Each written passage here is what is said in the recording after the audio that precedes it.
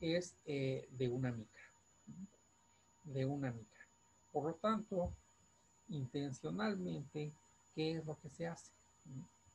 Lo que se hace es eh, a la fotografía mejor dicho, se trabaja con un software apropiado. Hay un software que se llama Imagi que permite medir, permite medir los diámetros de las partículas. Aquí tenemos un diámetro muy grande, otro pequeño y otro mediano. Entonces, estas líneas se comparan con esta línea de referencia a la cual le hemos hecho divisiones. La hemos dividido en 10 partes. Una micra dividida en 10 partes pues nos permite decir que cada una de estas pequeñas partes tiene 100 nanómetros de longitud. Y comparativamente ahí ya viene un sentido complicado y difícil, y es un reto para poder asignar un número a el diámetro de estas partículas.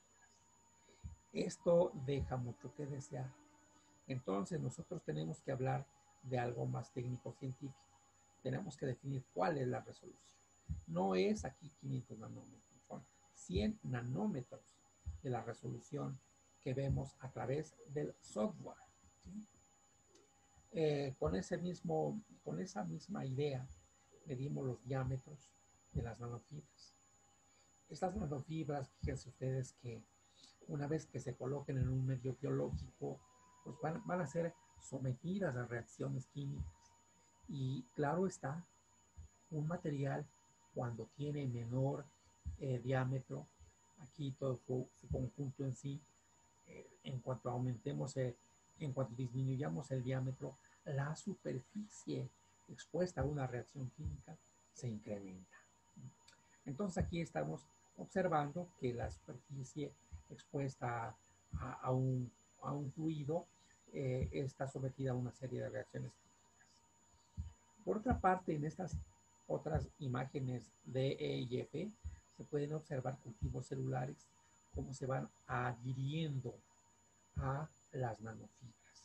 Entonces, este es el fin último, el destino último de las nanofibras, que en ellas las células crezcan idealmente. ¿Por qué razón?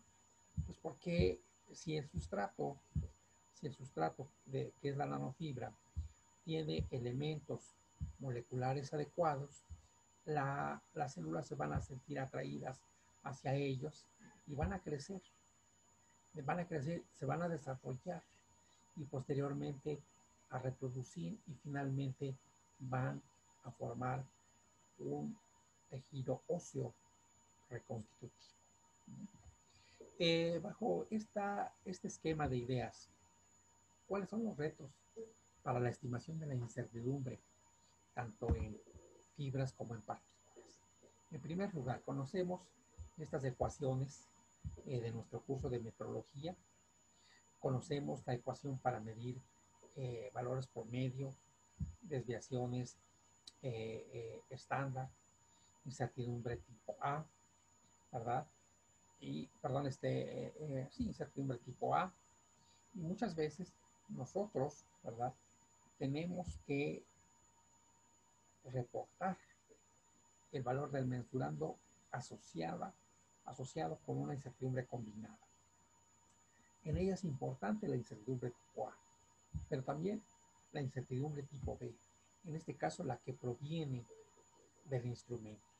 Y aquí es a donde comenzamos a tener problemas, porque la complejidad con la que medimos indirectamente el diámetro de las partículas o de las fibras hace que nosotros estemos invitados a una gran reflexión.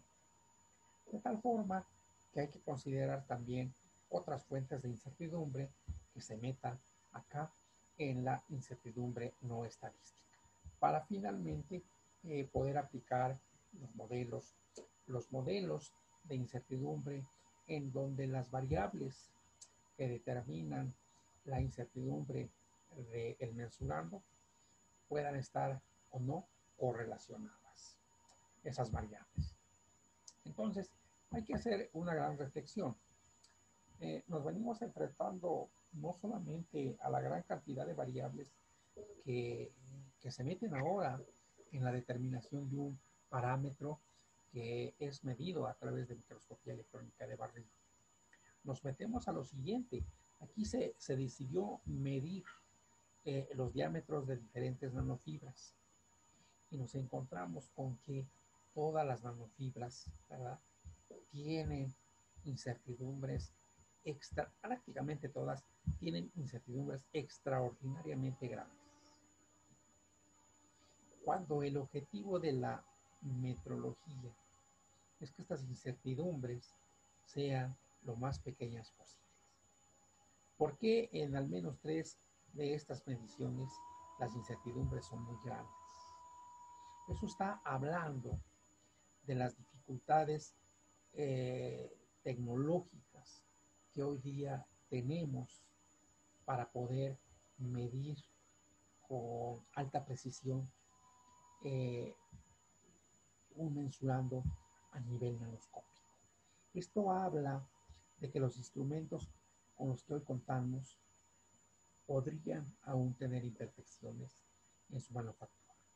Habla de que no dominamos el método apropiado para medir o no controlamos las diversas condiciones que se requieren controlar para poder medir el diámetro de estas fibras en condiciones constantes. Esto evidentemente da origen a una distribución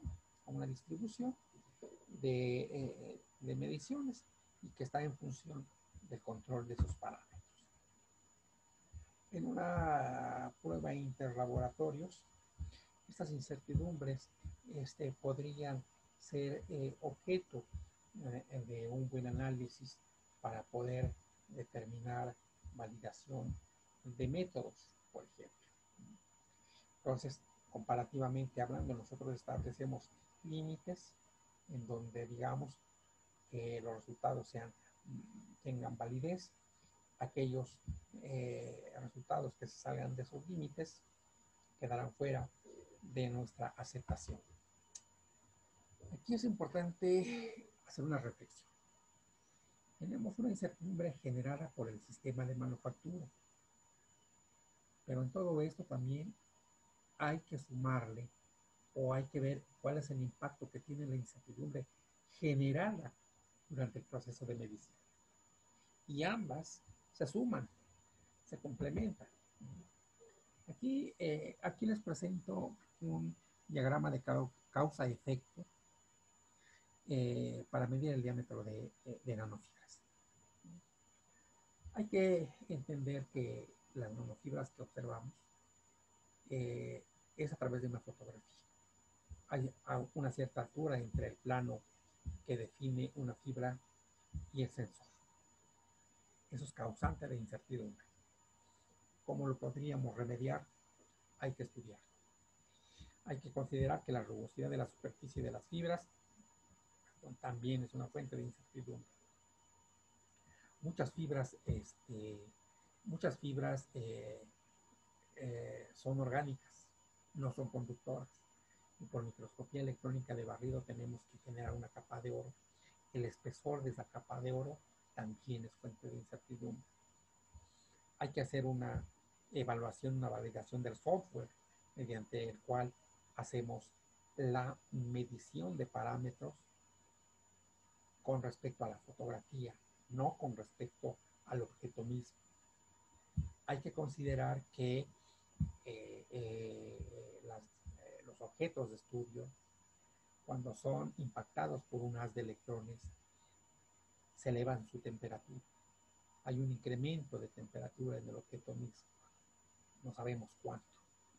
El plano de orientación de la fibra también causa una incertidumbre. Aquí hay otras fuentes de incertidumbre que no están contempladas. Es una propuesta que se repite pues, de igual manera en el caso de las nanopartículas. Altura entre el plano que define la partícula y el sensor, esfericidad de la partícula misma, incertidumbre en el diámetro de las esferas, el software para hacer las mediciones, la temperatura de prueba y el plano de localización de la partícula. Vuelvo a repetir, son algunas fuentes de incertidumbre que hasta este momento nadie las ha evaluado. Entonces, cuando medimos el diámetro de una partícula, simplemente estamos haciendo el esfuerzo más elemental, porque no tomamos en cuenta otras fuentes de incertidumbre. Y bueno, pues con esto les doy a ustedes una idea de cómo poder aplicar un poquito la nanometrología a nanopartículas y a nanofibras. El reto es analizar esta tarea o este ejercicio, optimizarlo, pero que sirva como una reflexión de lo mucho que hay que aprender en este tema.